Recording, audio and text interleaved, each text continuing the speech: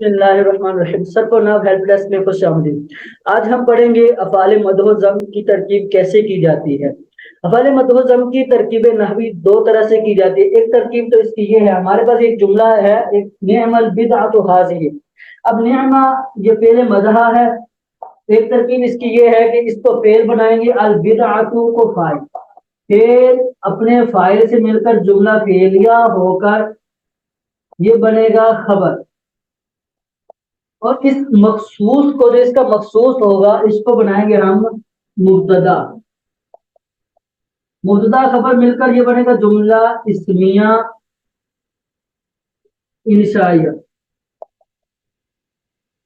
ایک ترکیب تو اس کی یہ، اور دوسری ترکیب ہم کیا کریں گے، دوسری ترکیب یہ ہے کہ نعم البدعۃ فعل فاعل کو الگ جملہ فعلیہ بنا دیں گے، یہ الگ جملہ فعلیہ بن جائے گا، اور ہی جو مخصوص ہے اس کے پیچھے اس کا ہوا مبتدا نکالیں گے، ہوا مبتدا، اور اس مخصوص کو ہم خبر بنا دیں گے۔